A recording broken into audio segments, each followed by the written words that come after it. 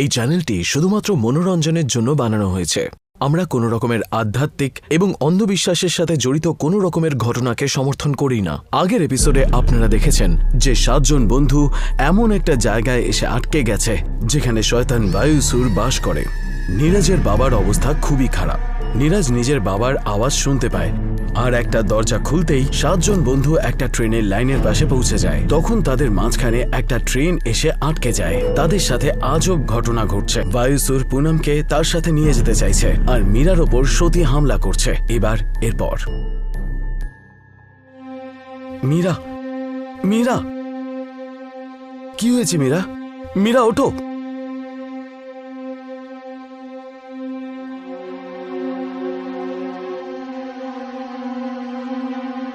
পুরো দুনিয়া আমার হাতের মুঠোয় থাকবে, সমস্ত আত্মা আমার হাতের মুঠোয় থাকবে। এই পুরো ব্রহ্মাণ্ডকে আমি চালাবো। না কিছু খারাপ হবে, না কিছু ভালো, শুধু সেটাই হবে যেটা আমি চাইবো।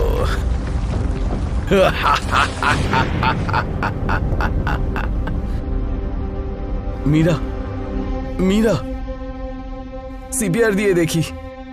ও অজ্ঞান হয়ে গেছে। ও ডুবে থোড়ি না গেছে।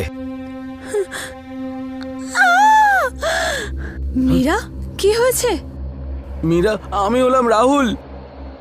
মীরা, মীরা। হ্যাঁ প্রিয়া, রাহুল, নীরজ। তুমি ঠিক আছো তো? কি হয়েছে মীরা? অজ্ঞান হয়ে গেছিলে কেন? আমি ওখানে একজন মহিলাকে দেখতে পেয়েছি, কিন্তু এখানে তো কোনো মহিলা নেই। তুই কি করে দেখতে পেলি? আমার মনে হয় তোর ভুল ধারণা হয়েছে। এখানে সত্যিই কেউ নেই। হ্যাঁ হ্যাঁ, ওখানে দেখো, ও ওখানেই আছে, ওখানেই দাঁড়িয়ে আছে, ওখানে দাঁড়িয়ে আছে। কোথায় মীরা? আমাদের অবস্থা এমনিই খারাপ হয়ে আছে, তুমি আর ভয় দেখিও না। আমরা তো এটাও জানি না যে অন্য বগিতে ঠিক কি চলছে, শুধু চিৎকার করার আওয়াজ পাচ্ছি আমরা। এবার জমবে খুনি খেলা। ভীমু, আরব, আমি মরতে চাই না, প্লিজ প্লিজ আমায় বাঁচিয়ে নাও। মাম্মি, আমি বাড়ি যেতে, ভীমু আমি বাড়ি যেতে চাই। ও কি ছিল? ওটা রাক্ষস ছিল। গাইস, তোমরা ঠিক আছো? আমরা ঠিক আছি। নীরজ, এখান থেকে বেরোতে হবে ভাই। এখানে মনে হয় খুব ঝামেলা হচ্ছে। এখানে নিশ্চয়ই কোনো রাক্ষসের বাস রয়েছে। সবার জীবন এবার বিপদের মুখে রয়েছে। আমাদেরকে বাড়ি যেতে হবে। দাদা, আরব মনে আছে ওই আয়নায় যে রাক্ষসকে দেখা গেছিল? মনে আছে ও কি বলেছিল? আমার একটা ছোট খেলা খেলবে। মনে হচ্ছে ওর খেলা খেলতে হবে আমাদের সবাইকে। এই ট্রেন এই খেলারই অংশ। এই দরজাটা লকের ওপর লেখা রয়েছে, আমি এখন অর্ধেক, একসাথে হয়ে গেলে পূর্ণ হয়ে যাব। এখানেও কিছু লেখা রয়েছে, আমিও আধা রয়েছি, দেখা হয়ে গেলে আমি খুলে যাব। আরে খুব খিদে পেয়েছে আমার। এবার 2 দিক থেকে চাবি ঢুকিয়ে ঘোরাবো নাকি? এমনি তো কিছু খিদের জন্য পাচ্ছি না। কি হয়েছে? তোমরা এরকম করে দেখছো কেন? আর চাবি কোথাও না কোথাও আছে, তাড়াতাড়ি খোঁজ ওটা। আর যখন আমি বলবো আমার সাথে, তখন চাবিটা দরজায় লাগাবি। গাইস তাড়াতাড়ি করো, আমার কিছু অনুভব হচ্ছে। মীরা, ভীমু আমার খুব ভয় হচ্ছে।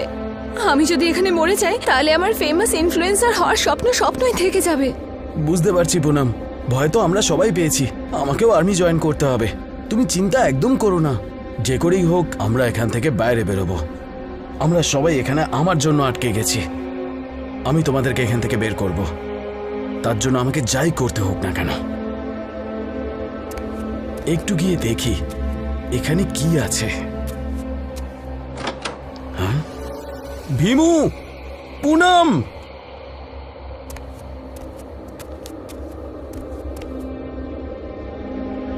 ওই দেখো ওখানে চাবি লাগানো আছে, ওটা দিয়েই চালু হয় হয়তো এই ট্রেনটা। আরব তুই চালু করে একটু দেখ তো। হ্যাকার আমি, ট্রেন ড্রাইভার না। ট্রেন চালাতে পারি না আমি। চেষ্টা তো করো, এখান থেকে বেরোতে হবে শুধুমাত্র। এটার এখানে তো কিছু লেখা রয়েছে। এটা আদৌ চাবি কিনা, আমরা নাকি এমনি আটকে রয়েছি। চাবি যদি নাই থাকতো তাহলে ওই কি হোলটাই থাকতো না ওখানে। আরে এবার তুই কোথায় যাচ্ছিস? কিছু তো একটা হাতে পেয়েছি আমি। কি কি হাতে পেয়েছিস? এখানে একটা চাকু কি করছে? ছুরি দেখাও আমায়। চাকু দেখাও।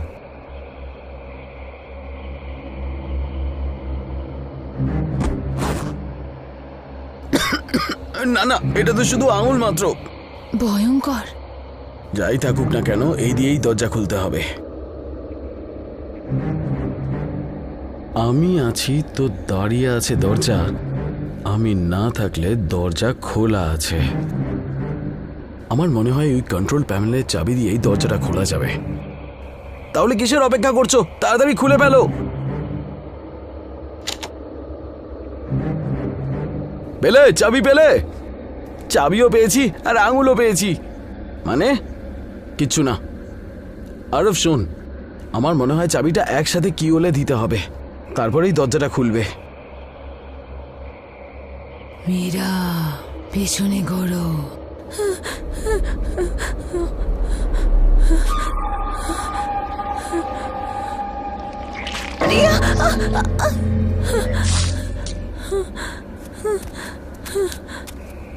কি হয়েছে? সব ঠিক আছে? হ্যাঁ,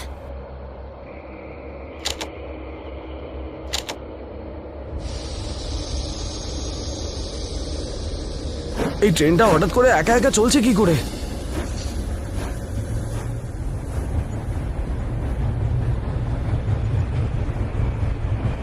বিপদ এটা নয়, সামনে দেখ, ওটা খাদ না? আরে না না,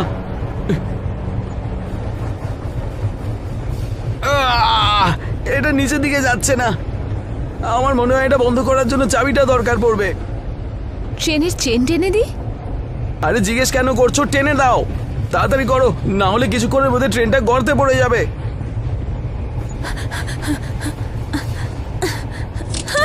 সাপ সাপ সাপ! নীরজ, রাহুল, কি হয়েছে? হ্যাঁ, আমার বাচ্চাকে মেরে দিয়েছে, সবাই মিলে আমাকেও মেরে দিয়েছে। বাঁচাও আমায়, বলো বাঁচাবে কিনা। আরো তাড়াতাড়ি দরজা খোল প্লিজ, একসাথে এক সময় দিও চাবিটা। আসো আমার কাছে, আসো, আমি কিচ্ছু করব না। আসো আমার কাছে, আসো আমার কাছে, চলে আসো। তাড়াতাড়ি খোলো।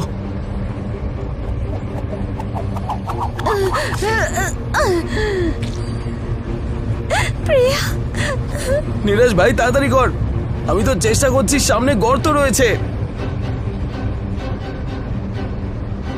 মাম্মি!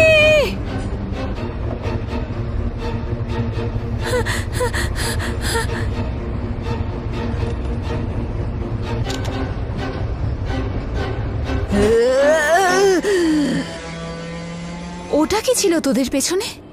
এখানে সন্ধে হচ্ছে কেন?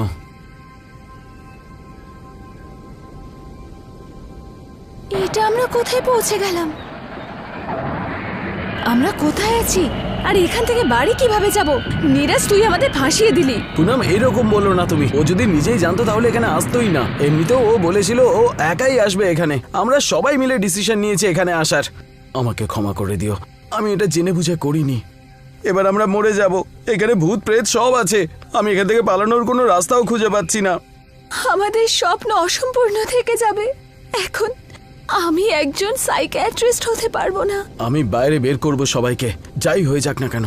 আমার বাবাকেও আমি বাঁচিয়ে নেব, তার জন্য নিজেকে নিজের প্রাণ দিতে হলেও দেব। প্রথমে আমাদের নিজেদেরকে বাঁচাতে হবে নীরজ। তুমি কিছু ভাবছো নাকি প্রিয়া? হ্যাঁ, হয়তো বায়ুসুর আর সতীর কাহিনী আমি কোথায় শুনেছি। দাদা, মনে আছে বাবা একবার একটা গল্প শুনিয়েছিল ওই দৈত্যর, যার নামও বায়ুসুর ছিল, যে কিনা আলাদা একটা দুনিয়ায় মানুষদের নিয়ে গিয়ে তাদের সাথে খেলা খেলতো। হ্যাঁ হ্যাঁ, বায়ুসুর আর সতী। এটা কি সেই দৈত্যরই কাহিনী নয়? ওই কাহিনী বায়ুসুরেরই নয় তো? এবার আমরা বাইরে কি করে বেরোবো? বাইরে বেরোনোর জন্য আমাদেরকে আগে ভেতরে যেতে হবে। কিন্তু ভেতরে কি আমরা বাইরে কি করে বেরোবো? ওইসব আমি ভেতরে গিয়ে বলবো। এখন আমার তোমাদের সবাইকে একটা ছোট গল্পও শোনাতে হবে, বায়ুসুরের আর এই আলাদা পৃথিবীর, যেখানে আমরা ফেঁসে গেছি। এই রাতটা খুবই খুবই ভয়ানক হতে চলেছে।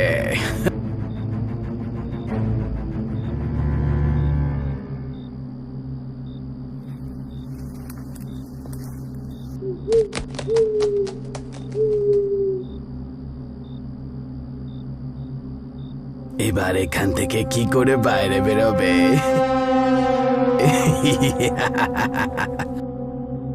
এরপর দেখুন কি করে বায়ুসুর একটা ভয়ানক স্ক্রেয়ারক্রোর রূপ নিয়ে তাদের পিছু নেবে, আর এদিকে প্রিয়া ওদেরকে বায়ুসুরের অতীত সম্বন্ধে বলবে।